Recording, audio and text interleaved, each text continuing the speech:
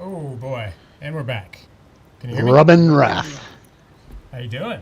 I'm good, man. Good to see you. I'm doing well, man. Yeah, I made some tweaks on my setup here, like I think during the I think your pre-show. sound's a bit I'm low. fixing it. Can you hear me? Okay. Yeah, your sound's a bit low than it was Give me in a minute. Give me a minute. Welcome everybody to the show, pre-show. episode 33 with Rob 33. and Davey. Can you hear me now?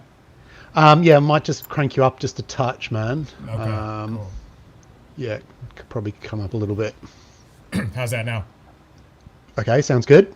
Cool. All right. Well, welcome everyone to episode 33, in Before the Lock. Excited to be here. We're back within a month at least of our last show, right? That's good. Oh my God, I mean, anybody would think we're starting to get more professional or something. I'm still being told I'm too low here. I got a new mic, trying to get things better. So Nothing like trying to plug in a new mic like 20 seconds before a show starts, eh? Totally. Well, once that music started playing, it was like everything changed. So stuff on. Yeah. All right. Hopefully we're good. Thanks for a couple of texts to let me know if we are. Let's see. All right. So what's new, man? Like a lot new on my side, right? Oh my God, yeah. I mean, it's there's been a couple of changes with you over the last couple of weeks. Definitely. Hasn't there? We had a big announcement come out a couple weeks ago prior to TPF that Nick and I were joining the team at American Pinball. Super excited to be working with Brian Vincent and the crew that he's pulled together.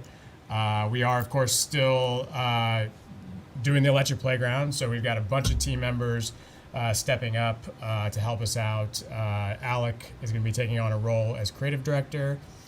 Dustin Howell will be taking on a role as our operations manager, and John Miller as our production manager. So we're really excited to be growing, moving into a new facility in a couple of months. And what wasn't announced with our American announcement was that we were going to be doing our Circus Voltaire topper with them. So as of TPF, it was announced that American is doing Circus Voltaire later on this year. And the topper from the Electric Playground will be a part of that. So that's kind of how this whole partnership came to be. And it's definitely evolved over the last couple of months. So that is how it started then. So you launched the Circus Voltaire topper at Expo last year. Yeah. So I know you were there. So Yep. a bit of a rhetorical question for you, but we had a really fun thing where we showed off our Circus Voltaire topper just 1 hour per day. So we actually closed down the booth, brought everybody in to see it. It was probably about 85% done at the time. And every day everyone could see it. And Brian was one of the people that saw it, who ultimately found out later was acquiring American Pinball from Aimtron, the company that owned it prior, and reached out to us, I guess maybe in December, about wanting to explore the opportunity to bring that topper to the remake that they were working on. And we learned a lot more about that too. I think there's a lot that they're doing that's making it even more than a remake, and the topper was part of that. So Brian kind of told us about this reimagined initiative they had around the Circus Voltaire game, and wanted the topper to be a part of that. So Yeah, cool. I mean, I know you probably under all kinds of agreements not to let on information that you're not allowed to. But in my head, like most sort of V2s or reimagined games, there's always like sort of a version of it, whether it's in the build that sort of aims to replicate the game exactly how it was back in the 90s. And then there's like the upgraded versions that have, say, extra code, more dynamic sculpts, possibly a different play field, different graphics on the side and things like that. So, that's kind of where I imagine they'd be going with that. And I guess the topper will be on the.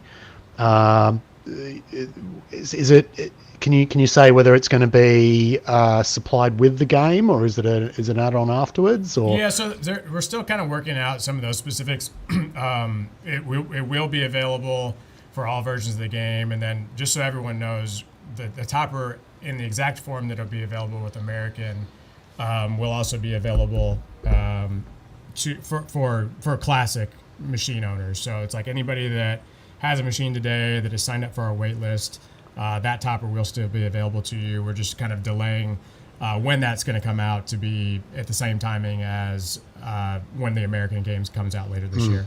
Yep, got it. Cool, man. And so when did you and Nick start working then? So that actually started this month.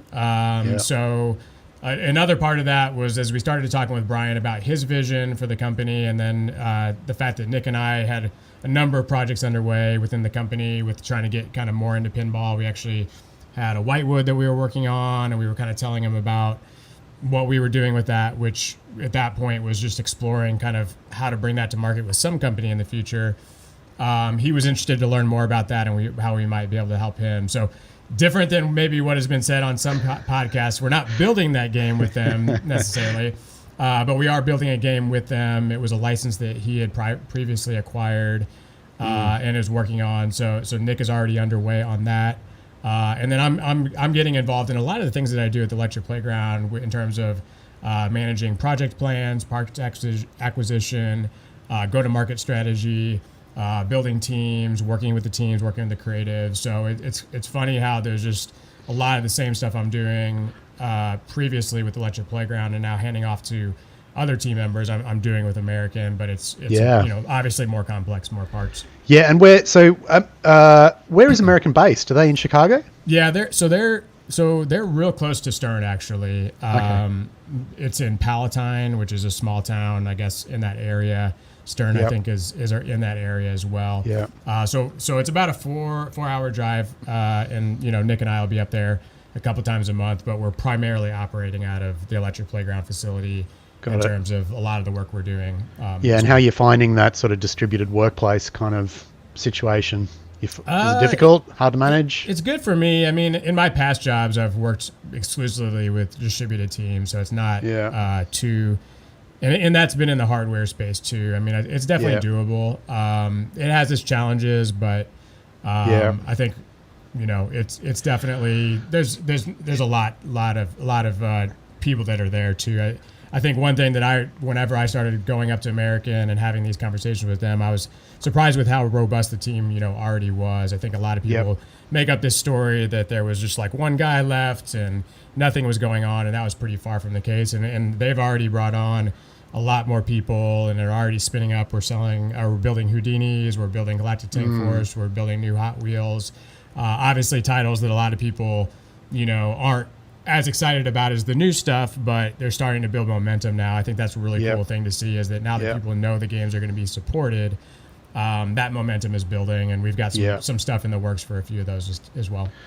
Very exciting stuff, man. I mean, somebody told me recently that Hot Wheels actually sold a lot of units. So maybe when we have a private conversation later, you can tell me exactly how many of those units were. But, surprisingly sold a lot of units. It's a fun game. It's affordable in the grand scheme of things. And also they did a red package, and they also added the Aura lighting.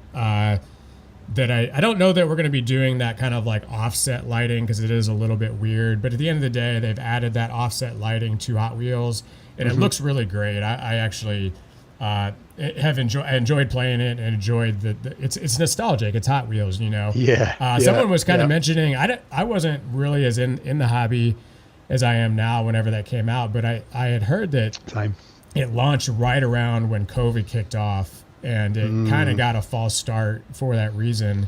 And of course, things have developed with American negatively over time. And of course, now we have a very positive event. But I think there's a lot of things that have come into play with American. But the one thing that I really felt good about when I started talking about this with those guys is just talking with people about the quality of American, and people feeling like that was very strong. Of course, there are edge cases where that hasn't been the case, but that's true with any company. But I felt like that they had the foundation to build a great company. And as I talked with Nick about it, the opportunity is there to be a part of growing something really special. And as I got to know more about them and more about the team they were building, and even the opportunity to work with Melvin, I mean, what Melvin brings to the table with what he did with Alice, and what he wants to bring, a lot of the things that make Alice amazing to American's titles, that was a very exciting opportunity. So it's happened quickly, but in the end of the day, it was the vision that Nick and I had for ourselves, at some point along the path with making games, and Brian presented that to us, and we it's very exciting, man. And it's interesting what you say about the American build quality. That's certainly something that I've noticed people saying over the years, is just how good the build quality was on American pinball games. I think Barbecue had a couple of issues with flippers, but that's like basically the only thing that I've ever heard of. Well, that was actually, there's a lot. I've actually talked with the team about that recently, and there's a lot of different coil options you have with things like that, and the public opinion on it is they cheaped out on the coil they selected. But in talking even with Neil, because Neil's came to the booth and was super excited about Barbecue, in the sense of theme aside. The game is actually really cool, especially if you like older school games. Yeah. And then even more so if you flip out the coils. So it sucks that you have to flip out the coils to make the game good. That's a separate issue. Yeah. But the build quality of these things are good. A lot of the stuff that I've learned with Galactic was related to a couple things that have been addressed. They had a really bad batch of power supplies. There was some code that was doing some things that made it think they were mechanical problems. Yeah, I've got a Galactic Tech Force here right now, and it's really fun. There's some code gaps, but overall, I think everyone wanted American to do well. It ultimately kind of I'm really happy to be a part of it, and I'm happy that it still exists too. So there's one of our pinball compadres here in the UK called Rob, who goes under the name of Seiko Kid. He's got a Galactic Tank Force as well, and he's massive. We talked a lot with him on the floor. Yep. I bet he's he's very chatty and also likes to be involved. Good friend of mine. But he worked a lot with the coder, I think, during the transition period between David Fix leaving and obviously Brian Vincent picking it up, and was working directly with the coder to fix some of those code bugs and to make sure that the wheels were still turning with that game that he was really passionate about. So I just thought it was awesome that the code was even entertaining that, given the position that the company was in at that time, but he was, and I think they got a good result out of it. So awesome to see that things are pushing more in that direction, and man, congrats, and thank you. Really excited to see what bangers you bring out. Yeah, I'm really excited about what Nick's working on, and then I'm very involved in the Circus project and excited to share with the world what that looks like. So definitely more coming down the pipe. Yep. Great. And what are we looking at, Expo? Yeah, well, we'll be at Expo. I'm not saying it's launching then, but it will be at Expo for sure. Hopefully sometime before that. Not quite that far out, but it's coming this year for sure. Okay, man. Cool. Yeah, one step at a time. Yeah. I was just after the juicy sound bites, man. Yeah. So you're fishing over there. It's a new world here on In Before the Lock. We've got Juice Direct. Yeah, exactly. Yeah. We can increase our fan base from 2 people to 3 people. Exactly. Thank you, number 3, for being here. TPF. Besides that, I took. We didn't do an interview like we did normally at TPF, primarily because Davey wasn't there with me, so I couldn't do that. But I did record some video. We're just gonna kind of let this play. There was actually 3 amazing circuses on the floor, all unique in their own rights, and I was sad that we weren't able to show our topper on any of those, but it was a fun show. They had a new layout that I really liked. It was there's a new showrunner involved, so there was some kind of little small hiccups, especially for vendors, but overall I think people had a really good time. And there was Beetlejuice in mass, which was really cool. You had a new game from Turner with their Yukon Yeti. Which the lines were extremely long the entire time. They had 2 of those, and definitely seemed to be a big hit. Really proud to see the Good Pinball old- Community good old Show Chris. for those guys, Yeah, because for sure, that man. game is definitely their best game to date. They keep raising the bar, Okay, good to which hear. is really cool. And we had unfortunately Hexa had a shipping mishap, so they weren't able to heard. show their Three Musketeers Yep. game, which was disappointing. Yeah. But overall, not a lot of new stuff there. I didn't get any new games in on Winchester. The lines were super long, but definitely. How many Winchesters were there? I think there may have been two. There's Jamie and Ralph. Yeah. But you definitely could get some good time in on Beetlejuice. So that was really cool. Okay, good. Yeah. Yeah, man. Look, I'm sorry I couldn't make it this year. I was a no-show. My first question is, did anybody miss me? Did anybody ask where I was? There was a lot of people wondering where you were. Actually. No, there wasn't. No, I mean, Kids. all three of those people you mentioned earlier asked, and And possibly no, I mean, a fourth. Yeah. I know your buddy Scott, who was in our TPF booth, sorely missed you.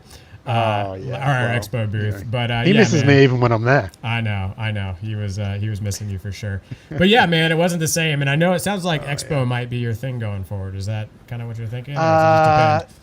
No, not necessarily, man. I mean, look, it was just family commitments this time that kept me away.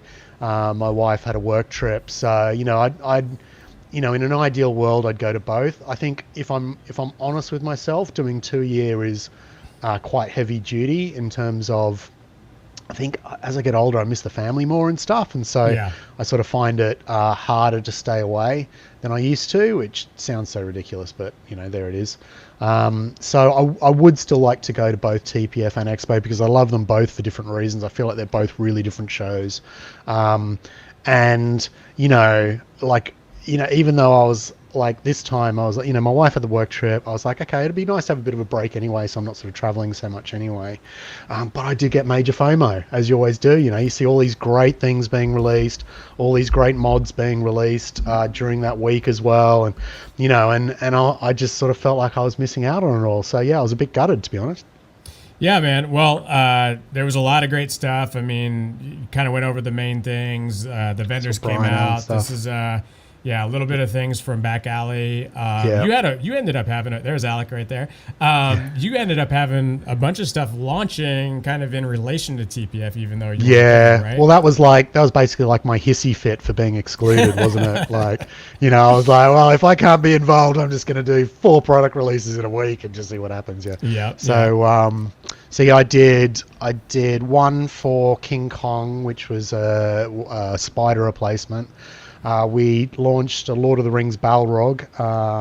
Are you going to show these to us during I can Mod do. World? Shall I do a switch? Let's pull them up during Mod World. How's that sound? Okay, yeah. So anyway, okay. So I'll stop going into depth on them anyway. But essentially, I had 4 that week release, and to be honest, I was copying an idea that Back Alley and this is Back Alley's Kong. These are all lovely. I mean, they do incredible work, obviously, and they're so prolific. Like, they just release so much stuff, and always at TPF, they've always done this great like daily release schedule of all their new mods, and it's always really impressive and exciting, and so I was kind of like basically just copying them and doing a similar thing but with my mods. And yeah, it was heavy duty. Like, one product release on its own is difficult to manage in terms of getting all your content together and getting all your promo together and responding to all the queries from people over email and over PM and the sign-ups and any technical issues you have, and then doing them day after day after day. I think by the 4th day I just wanted to like kill myself. It was impressive. It was impressive from my side. I hear you on everything it takes to get that out, and then of course now the hard work really starts, right? Yeah, well, that's right. Yeah, because obviously when you're doing your promo, you're pretty much just getting the mod to a point where you can take video of it. But if it's not quite connected to the switches that are triggering it, and if you haven't quite worked out the finer details, and maybe a few parts are held together with like blue tack or whatever, it doesn't really matter because you got your promo video together.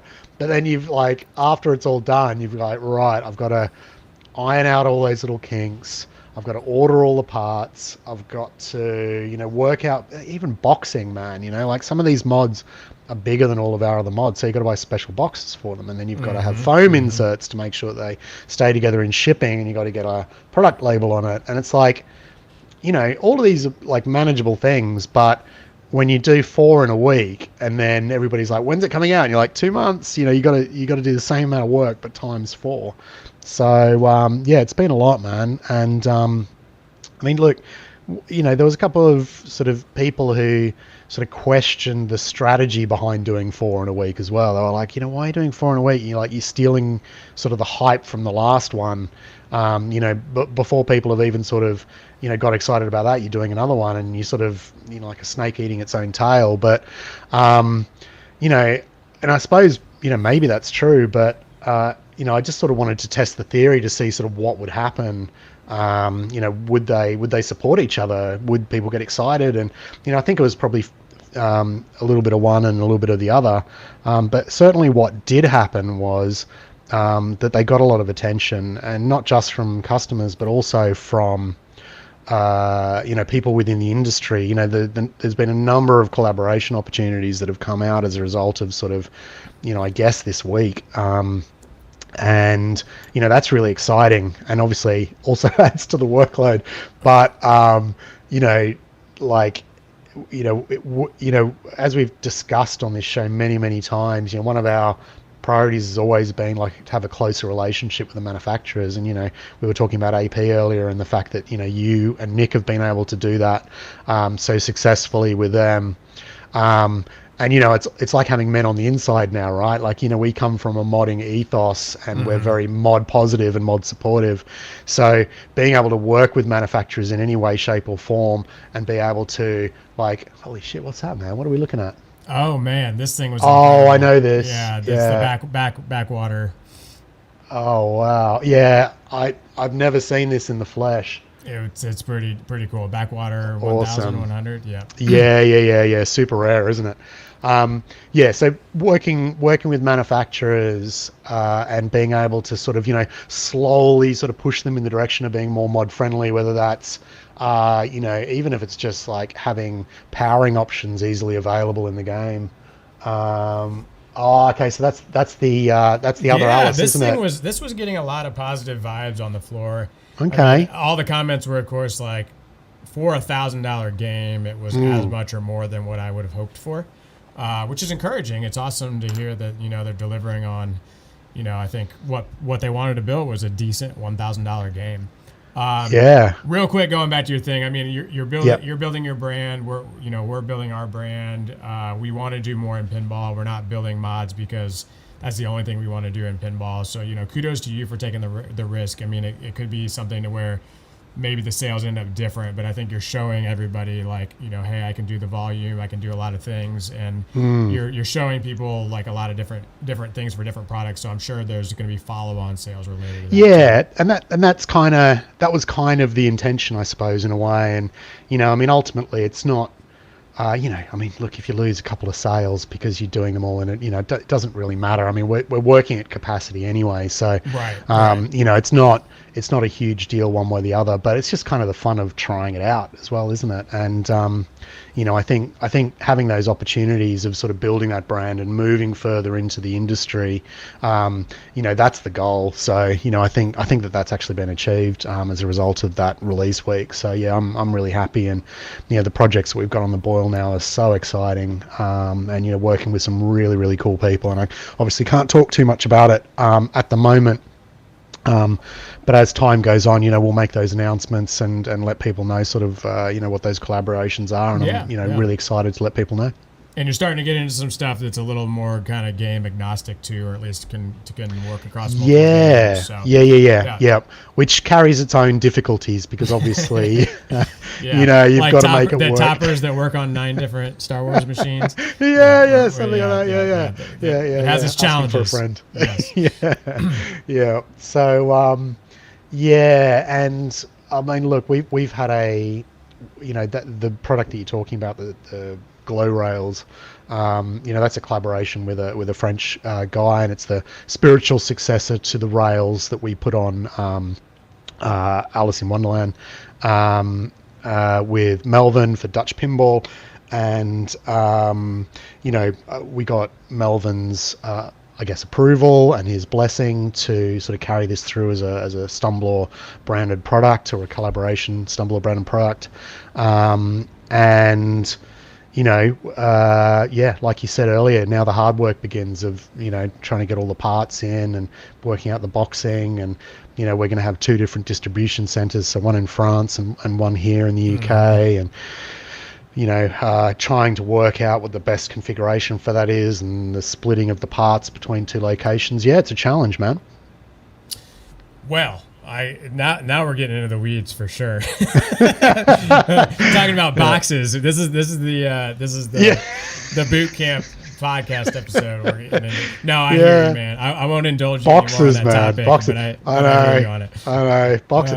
Okay, just quickly. Yeah. Do you know how hard it is to search for a box? Have you you must have done it, right?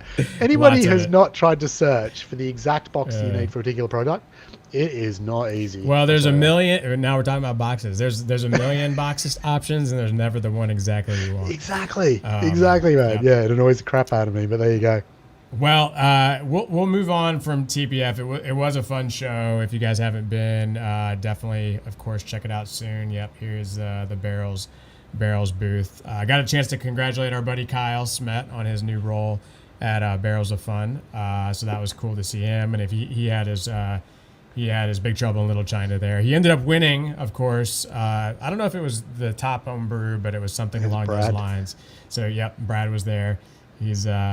He's fully inundated like us and too many projects, but yeah, indeed. Yeah. All right, so what else there's the other. This is my buddy Peter's Circus Voltaire, which was gorgeous as well. There were some really fun ones there. I mean, it is a stunning machine, isn't it? Yeah, absolutely, that's with Brian. That's Brian Allen's artwork on that one. Yep. And all right, so what is next on our agenda? I think it's mod, man. Do you want to work on a mod? Oh, I did want to give a quick shout out to. Let's see. I'm going to pull this up. So Carrie's telling you that you've not got the right mic activated. He says you sound like a toilet, so I assume that means that your mic's not right. He didn't actually say that. Did he say that? No, he didn't. Man. Let's see if is that one better. Is that one better? I don't know. What do you reckon, Carrie? Is it good? Is that one better? He's not responding. He doesn't care. Let's crack on to mod, and I'll quickly go through the products that I.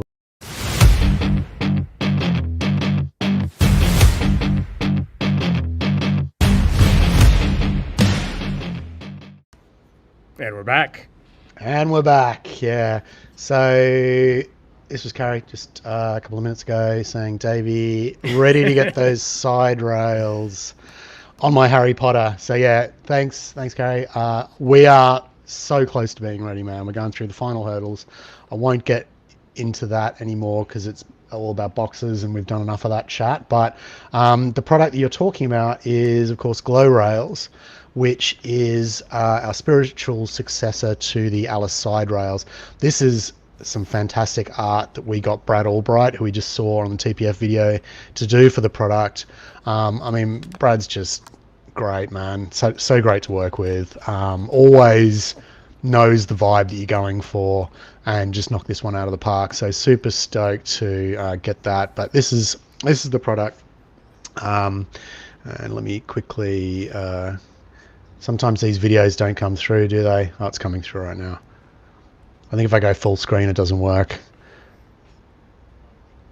So yeah, they're lit side rails. We're starting out with Harry Potter to sort of replicate the laser cut side rails that are on the CE of Harry Potter, and they are controlled by Lollyboard, which is our ever-present mod board that you see in loads of best-selling mods.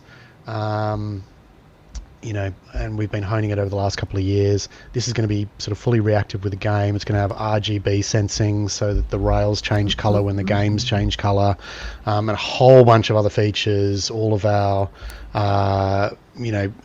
pattern algorithms that we've been working on for all of our mods over the last couple of years, and they're going to look really great. So we've got a really great feedback on this. We're almost about to hit 300 on the list. I think we're 2 weeks in, so looking really great on that one. And to quickly cover off the other products that we released, this is the Balrog that we did for Lord of the Rings. Lord of the Rings has a center bash toy that you hit that only comes out during certain periods of the game, and the original one's pretty underwhelming, really. He's sort of got a bulb inside of him that lights up.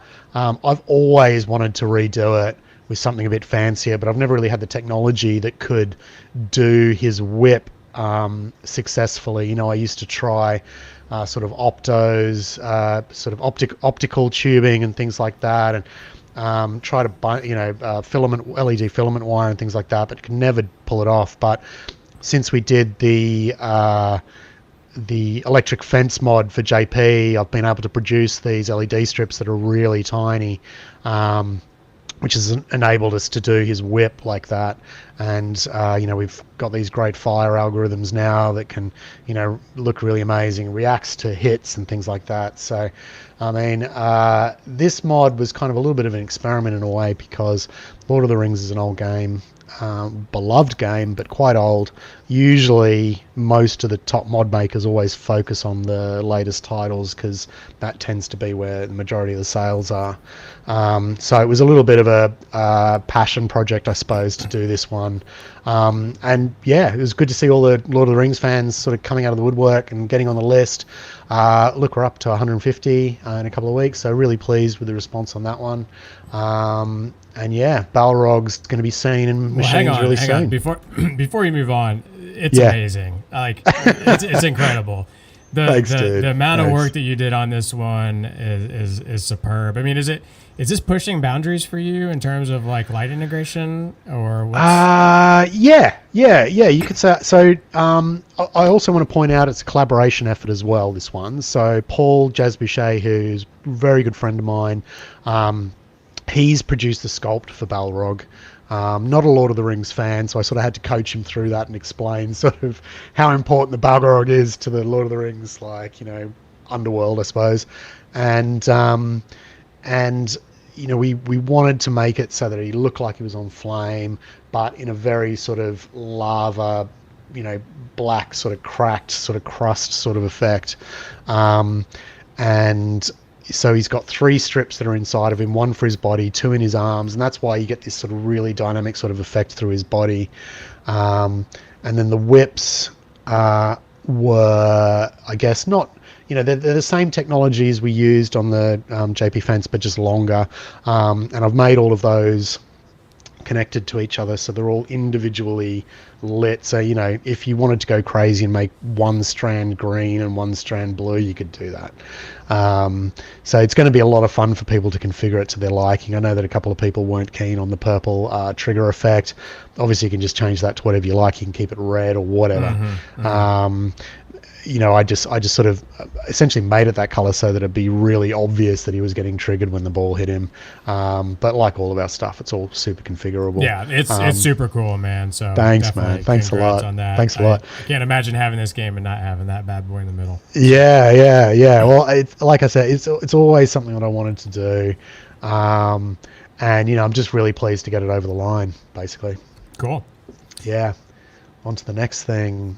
So we talked about this. Kerry gave you a shout out, by the way. Did he? Did he like my Balrog? Did he? He says Balrog looks I sick. think that's good. I think that's good.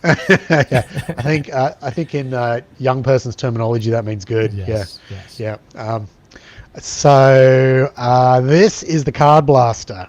Card Blaster. You got to say it like an Australian when you say it. Card Blaster. That's really good, man. That's really good. You should speak Australian. I'm actually talking to my mic now, so I don't know, Kerry, if you get any more feedback on my toiletness factor on a scale of 1 to 10. But any feedback is appreciated. The more toilety, the better. So don't you stress.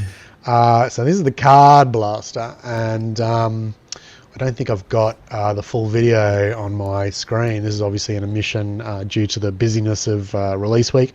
But essentially, this is a device that goes in your pinball machine that is going to hook into the ticket dispenser system so that it's super configurable in game and spits out a playing card, whether it's a Pokemon or whatever, when a certain achievement happens in the game, high score or something along those lines. We originally talked about this idea, didn't we, Rob? It was originally your idea. It was on this podcast, yes. And it was, it was your idea originally. I know a lot of people have sort of been mentioning it in the forums, on Facebook. A lot of people, when Pokemon came out, said, look, the obvious thing to, why doesn't this dispense a card? So a lot of people are asking for it. We had a bit of a chat about it. You had some early designs. I sort of took those designs and sort of took them to this level with the LED strip triggering when the card comes out, making it a bit more robust so that only one card ever comes out, to make sure if the card hasn't been pulled, another card doesn't come out if it's triggered again, things like that. And we originally had it tied into the extra ball using a sort of a lamp sensing technology that I designed, which is this board here. But since releasing it a couple of weeks ago, we've had a ton of amazing customer feedback, both from people who intend to put it in their homes, but also people who want to put it in their arcades. Routing machines and owning arcades isn't something that I'm overly familiar with, so it was really great to hear from people how useful this would be, or how it needed to be changed to make it more useful for them. And part of that was this idea that it needed to hook into something other than extra ball, and we eventually settled on the ticket dispenser system, which is the most obvious answer to the problem, because it allows full configurability through the game as to what score you need to get before a Pokemon card comes out. But likewise, other really cool ideas, like people wanted to see like a lit window in the front where they could advertise either their company or the fact that you could win a card. So we've integrated that as well. Putting things like easy disablers on the side so that you can turn it off if the kids have got all their friends over and you don't want to give them all a card, you can easily turn it off on the inside, and a bunch of other things like testing buttons and stuff like that, extendable magazines so that you can put more cards in, because obviously when you're running an arcade you don't want to be filling up the card bin every 5 minutes, so having sort of extensible or longer bins so that you can put in more cards and things like that. So it was a really great process of getting that customer feedback, and I mean the response for it's been off the charts. I think out of all of the mods that we released that week, this was the biggest one, which was a bit of a surprise, really. Okay, well, you'll be hearing from my attorney on this, and we'll go. You don't have an attorney. Your attorney is you. You sounds this like is definitely not Rob. You've created a huge headache for yourself. I'm really happy to hear that this is going to be your problem and not mine. Yeah. Well, it will be your problem soon, man, because remember you promised me that after we're done with Pokemon, we would be taking this to the next level. So that's there's going to be your levels. problem. There's levels on levels. No, I'm happy you ran with it. I mean, obviously I had a lot going on, so I appreciate you taking it to market, and I'm excited. I think it looks amazing, and it's really cool that you're getting like so much interest in it. I certainly I'm excited to get one for sure. Yeah. So is that 3 or was that all 4 of your bad boys? That's 3. The last one three, is this is Chad, the glowing. Yeah, Chad. good old Chad. This is my wife's favorite of the mods. I think because she just likes that I called him a name. So she'd be happy if I called all my mods by some name, I think. But this is her favorite. Hey, real quick, we're up to 4. We're up to 4 now. Yeah. 4 fans. Oh, no, 4 fans. Nice. 4 fans. Yes, got a new one. He came. Yeah. So this is Chad, and then I I made sure that I this is my favorite bit where it goes CHAD Chad. Yeah. So. Boom. Drop. That is video editing at its finest. If anybody wants any tips, hit me up over PM. I'll tell you exactly how I did that. Yeah, this is Chad. He glows. He gets triggered by the targets. He's going to be in different colors for the various multi-balls. We've done some further modifications to his design, so he's even chattier in the production version. He's great, man. He's gonna be really great. And I'm stoked to be doing more mods for King Kong. I think it's a great game. I think it's a highly underrated game. I think it's gonna be a classic in years to come. And that's it, man. That's it for me. Cool. Well, yeah, congrats on getting those out. I mean, the not only are there 4 of them, but they're all amazing in their own right. So keep up the good work, man. Keep up the good work. Yeah. Oh, look at that. We've got coming to you mods on the stream as well. Nice to see you, man. We're going to be talking about your mods very soon. I've got them on the mod list. So, well, you missed it. That was the 4th fan that I mentioned. You were distracted. Yeah, I was distracted. I was just trying to keep my place. Before I forget too, I want to give a shout out to Empire Pinball. If you guys get a chance, check out their mod recap from Expo. Alex did a detailed mod recap from the show. It's great to see other people doing like exclusively mod focused content. So definitely check that out when you guys get a chance. Yeah. What do you got else? You got more, or is it just your stuff today? No, yeah, just this is just a self promo episode, man. Yeah. I got more. Yeah. Okay. yeah.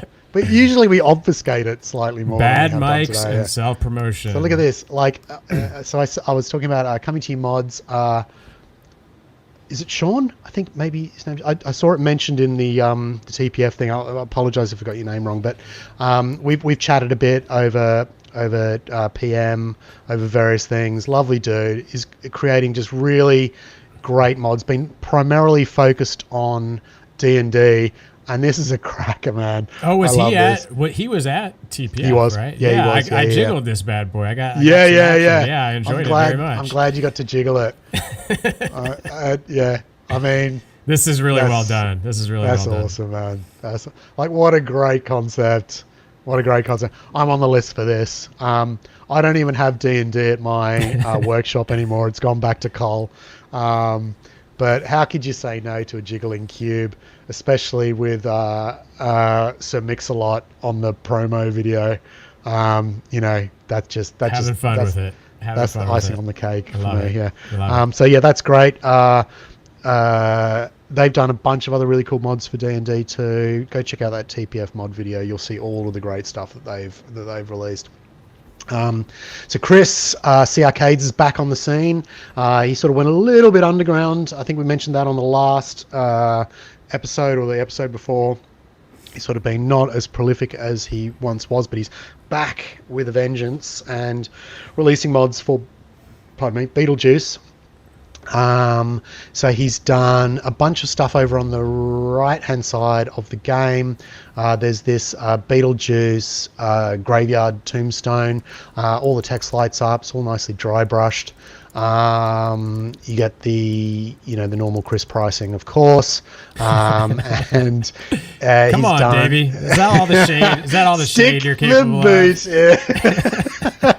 You got more shade. I don't know. It's not $700, so yeah. Well, yeah. Well, oh man. So yeah, Chris got into a very heated back and forth with a few people on the Beetlejuice thread about his pricing. And yeah, it was probably the most exciting thing that happened on Pinside that week. Do your thing, Chris. Do your thing. Yeah, yeah. Okay. Do you think exactly? Yeah. And so he's also done this. Ooh, now that's gorgeous. Yeah, yeah. So that's and I actually mean that. I'm not trying to make up for the previous comment. Like that is actually, yeah. It is and look, it's only 38 quid too. So wait a minute. How's that? Yeah. How's that work? So I think that is existing, and so it's only the skull and the arms reaching through that replaces the flasher. Okay, yeah. well. I Nice think work, Spooky. I actually like what you did. Yeah. So is it, wait a minute. We gotta be clear. Is the "Say My Name" thing? Is that a Spooky thing? I think that's a spooky. Yeah, that's a spooky thing. And gotcha. So I think he's just replaced. Maybe it's not actually. Maybe he's redone the acrylic with a cutout. Possibly. I'm unfamiliar with Beetlejuice, so I couldn't really tell you. Let's have a quick check. Carrie, Green Stock Flasher. I think it's just I think it's just the flasher cover. I think it's just the flasher cover. Okay. Yeah. Okay. But anyway, he's I think he's a massive Beetlejuice fan, so he's going to be doing a bunch of stuff for Beetlejuice. If you want Beetlejuice mods and you're loving your game, Chris is the guy to talk to. He's going to be all over this. So yeah, check it out. Right. We can't talk about mods that have happened over the last 2 weeks without talking about Back Alley. Now look, all of these tabs here are all Back Alley mods. So I mean, so good. Yeah. So they've just done, and this isn't even all of them as well. Like, look, so this is more of their stuff. Hang on, let's start at the start. So these are pretty much all new. I think that's not new. So that's a new Evil Dead mod. The Chainsaw mod's new. They've done it. I think they've done maybe 10 different shooter housings. That train track is new. All of this stuff's new. There's a bunch of stuff for Guns N' Roses, a bunch of stuff for Scooby-Doo that's new AC/DC shooter. Like, there's so much stuff here to check out. And as I was saying earlier, they released like 4 mods a day for like 7 days or something like that. So very, very prolific mod makers. They've also done this Jaws kit that is like a real wood a company that does the sign, that does the upper play field, I think the shack as well. These seagulls as well, and these plastic replacements. Yeah. So very cool. Look, you can see how much stuff is involved in that extension kit. So very, very cool.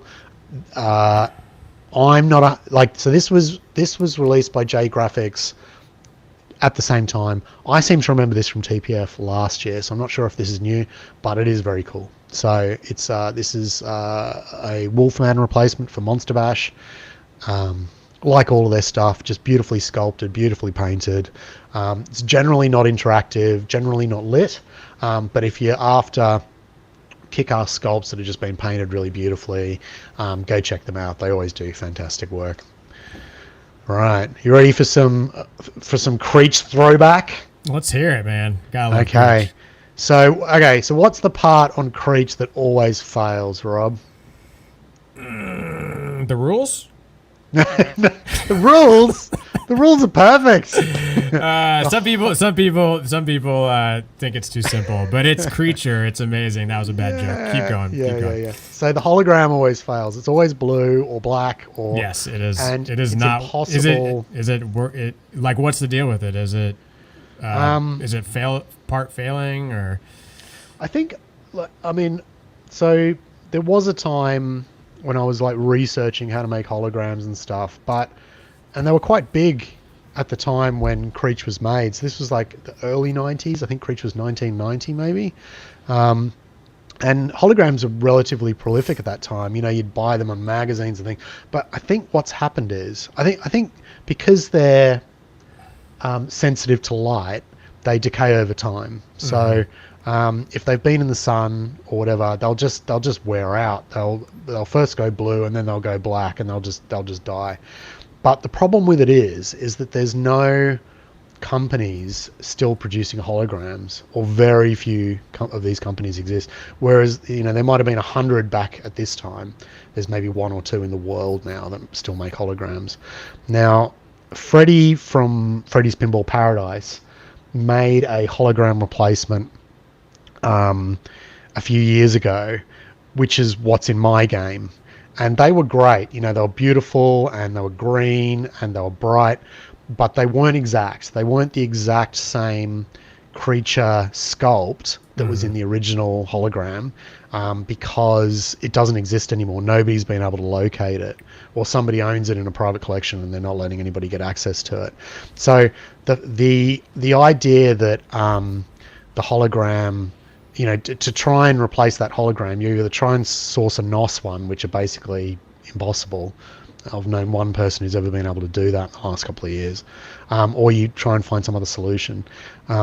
So this is another solution. Somebody's recreated the hologram as a digital screen, which has been done before, but nobody's ever tried to recreate the hologram exactly as a digital screen, which is what this one is. Like an authentic interpretation of it. Exactly. So when you look at this video, right, that looks like the original hologram, and most people probably wouldn't be able to tell that it wasn't just by looking at it.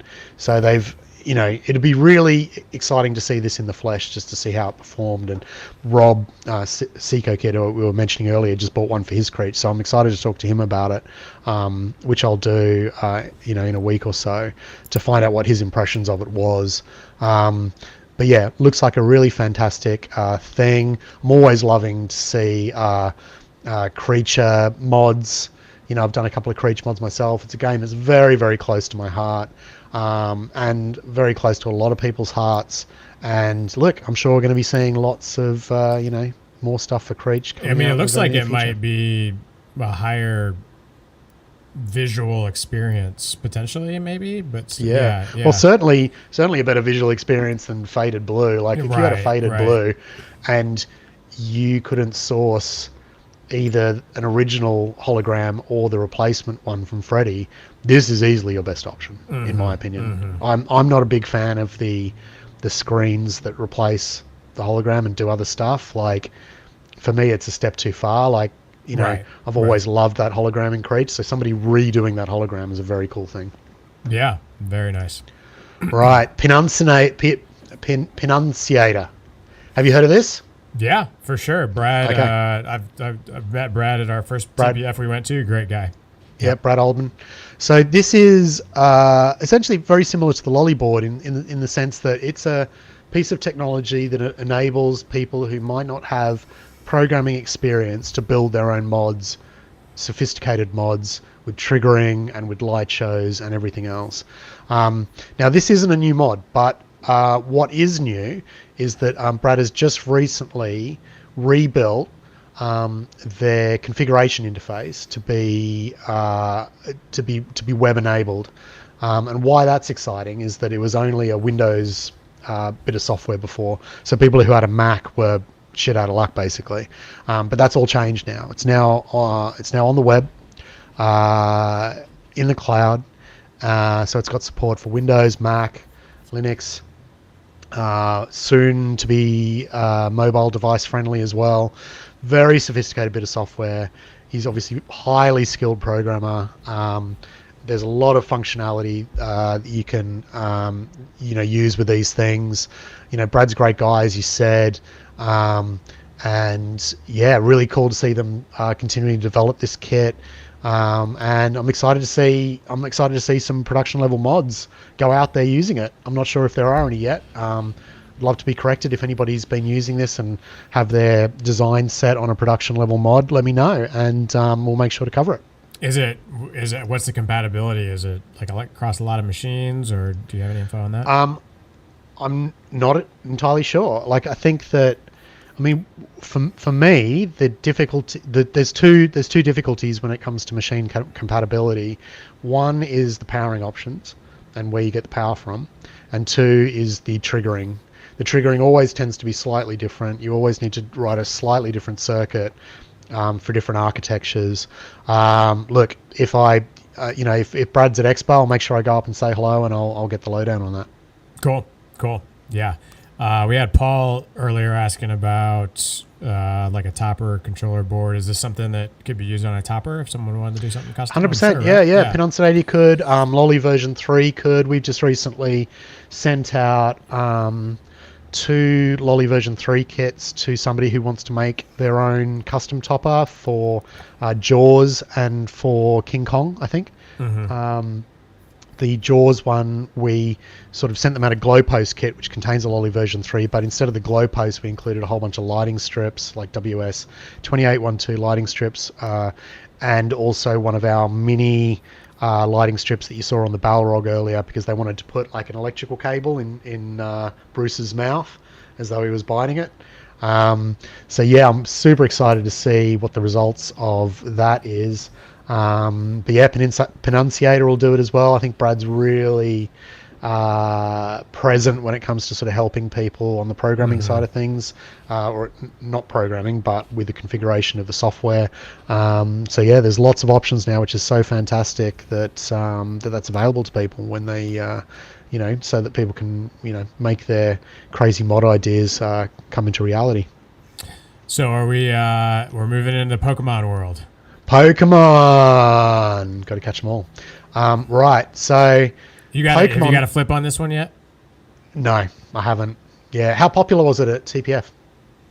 I don't know. I mean, come on. There's not a lot of drawn. I don't think people are real drawn in by it yet. I've heard some local guys, operators, complaining about the code. Right. The layout is very simple, but apparently it's earning like a mofo. So yeah, which is what you'd expect. Good on operators from that perspective. Yeah, but we got to juice it up, man. We got any spice for us? What do we got? Well, I mean, so we got the Card Blaster. So that's a mod. It's coming out for Pokemon soon. Get that at Walmart. Walmart.com. Yeah, John J85M is currently working on something for the Scoop. Okay. So I know we talked about maybe doing a Tokyo Neon thing for the Scoop. You don't have a patent on the Scoop mod? Yeah. Scoops are my thing, John. Back off, buddy. Back off. Yeah. No, we had a chat about it, and he's giving me 50% royalties on that. Nice. Yeah. I'm just gonna do support on that one. Look, I mean, I think it's kind of like you on the Card Blaster thing. Like, I had so many projects on my plate anyway. Telling him that I was going to do it and then having no intention of doing it for like 4 or 5 months is a bit of a dick move, isn't it? So, so John's going to take the lead on that one. I'm just going to run support on technology. A lot of people are focusing on trying to stick Game Boys, right? Pokedex, Game Boys. Yep. We've got how far down do I have to scroll? So we've got somebody who's doing 3D printed Game Boys. I saw Ralph talking about that. I'm sure Don's involved in that. Oh yeah, is that right? I would imagine. Yeah. Okay, yeah. And then we've got somebody sticking like legit Game Boys in as well. Ooh, fun. So that's I like that one. Yeah. Hang on, where are we? Sorry, it's annoying. Hang on, maybe it's this one. Oh, that's that one again. Now I got to scroll all the way down again. Bamboo Labs was like, they saw the Pokemon pinball machine and they're like, cha-ching. Yeah, man. Yeah. The 3D printers are worrying. Oh, they are. There's going to be so much 3D printed crap in Pokemon. It's going to be unbelievable. So, look, somebody wants to put like a Game Boy cartridge as a shooter cover. There's so much Game Boy. Somebody's sticking it on a little plinth inside. It's funny because with this taste Game Boy Color actually taste to a certain degree is going to go out the window here, because it's like anything you throw in there kind of is going to look kind of cool to some degree. Oh my god! I mean, kind of cool is doing some heavy lifting in that sentence. Oh, Davey, you're so wrong. Anything you can think of goes in that game, baby. Oh, that's amazing. That's gorgeous. Yeah. And look, it can go on your coin door, it can go on your lockdown. But okay, what is going on? What is going on with that? What are they Team doing? Rocket. That's the Team Rocket R. Okay. I think. Okay. All right. How dare you not know the Team Rocket R? I'm RR. Those are my initials, baby. I love it. Okay.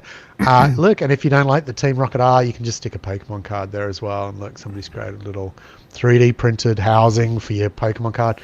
But look, man, that's taking the place of the Card Blaster slot. So, you can get that right out of there. But look, everybody's having fun. I love it. Yeah, man. And Yeah. everybody, I think it's awesome. What channel is this? Is this the main thread or is this the mod thread? No, this is the mod thread. This is the Pokemods gotta mod them all mod thread. So how is the mod thread on this one? Because like the mod threads on some of the latest Stern games have been kind of quiet for all intents and purposes. Is the Pokemon one blowing up? Yeah, that's cool. Yeah, it's busy, man. But mostly from enthusiasts and not professional mod makers. So right. I think that's really cool. If this is the way that people get in by testing the water and seeing if they like modding and want to do more. I mean, a lot of the guys like coming to you mods. Started out sort of doing things on not a simplistic level, but you can just see with every release, they're just getting more and more sophisticated. They're getting better. They're using more techniques, and it just evolves, and it's so cool to see that. So, the more people getting involved and having fun with it, the better, in my opinion. Well, even beyond the mod side, just people becoming more intimately involved in their pinball machines, I think has a lot of value, right? It's like if you care about it more, that's good. Obviously, we know a lot of new people are coming in on Pokemon. I mean, I'm hearing a lot about like trading card shops getting their first pinball machine and that type of stuff. So it seems like a good thing, and if making it simple was what it took to do that or part of that. I think there's nothing wrong with that. 100%. And there's so many facets to the pinball hobby, isn't there? And there's refurbishing, and then there's the competitive side, and there's modding, and for me, sort of the tinkering side of things, particularly building things to stick inside, there's just a real sense of fun by doing that. And when things work and you get them to do stuff, and then you release them and you get that feedback from people that they really enjoy them too, or they get some novelty out of it. There's just a really it's just simple, frivolous, kind of stupid stuff. And with all the the heavy duty stuff that's going on in the world at the moment, it's just nice to have something that's just a bit sillier and not so serious. Well, so, if Sonic is truly our next title coming down the pipe, I mean, it's only going to continue with this craziness. So you better start turning on your printers, Davey. Coming, Davey. Okay, I got one more. Are we cool for one more? We're going a bit over time, B. Let's do it. Okay, so I know that you're a big fan of Raiden mods. Are you not? Oh, Raiden so Gordy? far, don't disappoint me. Yeah. Okay, so I'm not gonna talk this one in. I'm gonna let you talk it through. Okay? I have not seen this, so no, you haven't seen this. Right. Okay, so this is a Squirtle's Whirlpool mod. Okay. Okay. Now I'm just gonna let it play. Mm-hmm.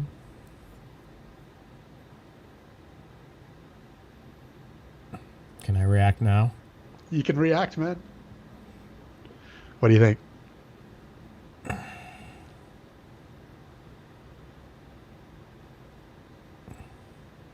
I got to reserve judgment for a second at least.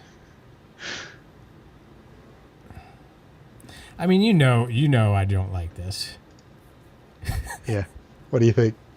Well, it's just covering too much, right? Yeah, that 100%. That's my impression as well. What's going on the right there? That he's not suggesting there's two of them, right? No.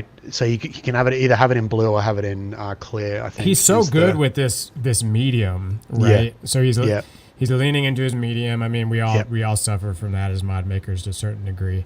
Yeah. I don't know. It's covering up the entire or it's just lane, like, isn't it? I would say like it's drawing my focus to an area of the game that I don't really feel like I would even want my focus drawn to. Yeah. I mean, it's a tricky one, isn't it? Because the Whirlpool, I feel, is an ugly addition anyway to that area, right? Mm-hmm. Like it's a big circular thing. It's not, I just think it's kind of weighted wrongly for that section of the play field. And it's the same on Creech. Creech kind of gets away with it because everything is kind of more and over the top and weird. And it's an older game. You got me even like, I didn't even realize that was such a major thing in the game in general. And now it's in Pokemon screaming at me. Yeah. So you're drawing even more attention to it, really. You're not. I guess the intention is to sort of cover it up and make it more sort of thematic. Okay, yeah. But actually, you're probably drawing even more attention to it than before. I mean, where is he at with it? Is this released or is he? Yeah, just released. Yeah. Okay. Well, I mean, I guess I'd have to see it in person to weigh in.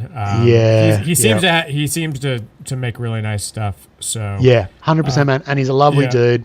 I love him a lot. And we've chatted briefly, over email or PM or whatever it was. He does fantastic. You got to protect me, man, because this needs to be like a Coke versus Pepsi thing. You got to show me the mod. Can't tell me who made it. You want my honest opinion. Yeah. See, because you like him, you're tempering your feedback. Yeah. No, okay. I didn't though. I said I didn't like it at the beginning. Yeah, I think it's not. I do think that it stands out too much and weights the playfield wrongly. But I think the bigger issue is that it covers the entire in lane. Mm-hmm. So if the ball enters in the in lane, you've got no idea where it's going to hit the flipper, and that is going to completely change how you shoot from that left flipper. So I'm not sure how he's going to overcome that, really. I mean, the whirlpool impacts your ability to see the ball coming down that side anyway, but this covers it up even more. Right. My instant reaction when I saw this whirlpool was like, oh, he should light it up with an LED. I think we need to stop doing these whirlpools in pinball in general. Like, it's not good in Star Wars, Fall of the Empire. No, it's just Creech. It's not good. Yeah, it's not good on Creech. It's the only game it's good on, in my opinion, is Diner, but everyone skips the cup anyway because it's like not even a good scoring opportunity. So, yeah, I mean, I guess it's not good on Diner, but the sound effects are good when you're spinning around the cup. Anyway, enough on the whirlpools, guys. That's our take. Yeah. So, thank you for joining us, guys. I hope I worked out my mic thing. I'm going to listen back to this and analyze it closely. It sounds. Do I sound okay now? I think it was like I had. Whatever. Talk about boxes again over here. Oh. All right, Davey. You got a couple of things coming up? I'm going to be at Pintastic at the end of this week. First time going to the show.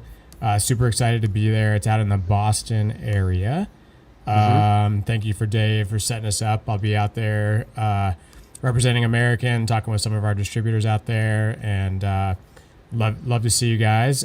You've got an event coming up, part of the UK Pinball League, I think. At your facility? So I do, yes. Yeah. This is really exciting. I've wanted to sort of have, events at the workshop for a while. We're having our first one, which is the Southeast Pinball League. We're going to be running a competition. It's going to be super chilled, though, not sort of match play head-to-head. It's, I don't even know what the format is, but basically you just record your scores, and we're going to have wood-fired pizzas and beers and, nice. Inviting people from outside of pinball. So it's kind of, my first foray into sort of, turning the headquarters, the workshop, into sort of, a bit more sort of pinball event focused sort of thing. So yeah, really excited about that. If anybody's in London on the 19th and they want to pop in, please do and say hello. Cool. All right. Well, guys, signing off. Thanks for being with us. Hopefully we'll see you soon, maybe a little bit after that event. And Davey, thank you as always. Enjoyable. Mate, it's great. Thanks, Rob. Cheers, man. Take care, everybody. Bye.